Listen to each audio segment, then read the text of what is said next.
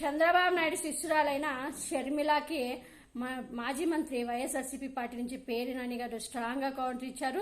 ఈమె ప్రతిపక్షంలో అసలు ఈమె కాంగ్రెస్ కి వ్యతిరేకం అంటేనే బీజేపీ పార్టీ. అలాంటి బీజేపీ చంద్రబాబు నాయుడు పవన్ కళ్యాణ్ కలిసి కూటమిగా ఏర్పడిన ఏపీలో చంద్రబాబు నాయుడిని విమర్శించాల్సింది పోయి జగన్మోహన్ రెడ్డి గారిని ప్రతిపక్షంలో మమ్మల్ని విమర్శించడం ఏంటో, ఈమె రాగం ఏంటో, ఈమె కొత్త రాగం ఏంటో, ఈమె విధానం ఏంటో, ఈమె పార్టీ విధానం ఏంటో, ఈమెకు ఒక ఏమంటూ లేదు, టార్గెట్ లేదు, ప్రజల కోసం కాదు ఈమె పనిచేస్తూ ఉండేది, చంద్రబాబు నాయుడు కోసం పనిచేస్తుంది అనేది అందరికీ తెలుసు అంటూ కూడా పేరు నాని గారు షర్మిల మాటలకి స్ట్రాంగ్ గా కౌంటర్ ఇచ్చారు.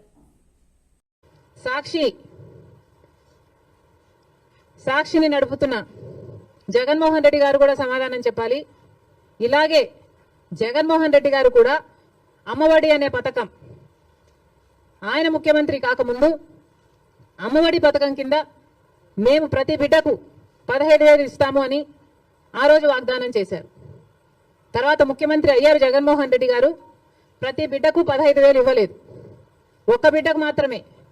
అంటే ప్రతి తల్లికి 15,000 అన్నట్టుగానే జగన్మోహన్ రెడ్డి గారు కూడా వ్యవహరించారు.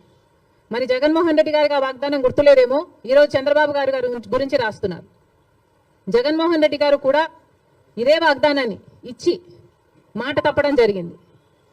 తల్లికి 15,000 అని అనకుండా ఆ రోజు బిడ్డకు ఎంతమంది బిడ్డలుంటే అంతమంది బిడ్డలకు 15,000 ఇస్తాము అని తాను చెప్పడమే కాదు, జగన్మోహన్ రెడ్డి గారి తరఫున క్యాంపెయిన్ చేసిన నేను కూడా నాతో కూడా అదే వాగ్దానమే చెప్పించారు. ఆ రోజుల్లో నేను కూడా జగన్మోహన్ రెడ్డి గారు ఈ పథకాన్ని అమలు చేస్తారు అని నమ్మి బాయ్ బాయ్ బాబు క్యాంపెయిన్లో నేను కూడా ప్రచారం చేయడం జరిగింది. కానీ జగన్మోహన్ రెడ్డి గారు ముఖ్యమంత్రి అయిన తర్వాత అమ్మఒడి పథకం కింద కేవలం ఒక బిడ్డకు మాత్రమే ఇవ్వడం జరిగింది. ఇప్పుడు షర్మిల గారు ఎక్కడున్నారు, ఏ పార్టీలో ఉన్నారు? సొంత పార్టీయా? కాంగ్రెస్ పార్టీ.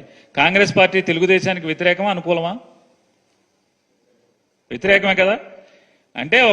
అంటే కాంగ్రెస్ పార్టీ అనే పార్టీ వైఎస్ఆర్ కాంగ్రెస్ పార్టీకి, తెలుగుదేశం పార్టీకి, జనసేన పార్టీకి, భారతీయ జనతా పార్టీకి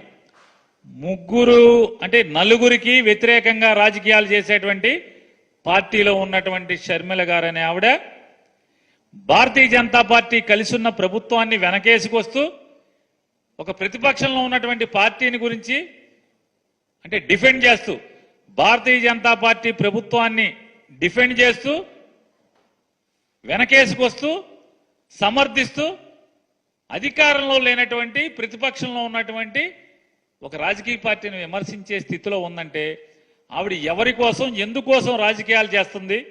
భారతీయ జనతా పార్టీ అలాగే తెలుగుదేశం పార్టీ ఈ ఇద్దరి కోసమే రాజకీయాలు చేస్తుంది, వాళ్ళిద్దరిని సమర్థించడం కోసమే అనేది. ఎందుకంటే వైఎస్ఆర్ కాంగ్రెస్ పార్టీ మీరు మోసం చేశారా అని మేము మాట్లాడితే మాకు సమాధానం చెప్పాల్సింది ఎవరు? కూటమిలో ముగ్గురు ఎవడొకటి సమాధానం చెప్పాలి. వాళ్ళ కూటమి ఎవరు సమాధానం చెప్పకుండా కాంగ్రెస్ పార్టీ మాకు సమాధానం చెప్తుందంటే, కాంగ్రెస్ పార్టీ మమ్మల్ని విమర్శిస్తూ భారతీయ జనతా పార్టీ, తెలుగుదేశం పార్టీ ప్రభుత్వాన్ని సమర్థిస్తుందంటే ఇక మీరు ఆ రాజకీయాలు ఏ స్థాయికి దిగజారి ఉన్నాయో, ఆ పార్టీ ఏ స్థాయికి దిగజారి రాజకీయాలు చేస్తుందో ఇంకా నేనేం సమాధానం చెప్పాల్సిన పని లేదు.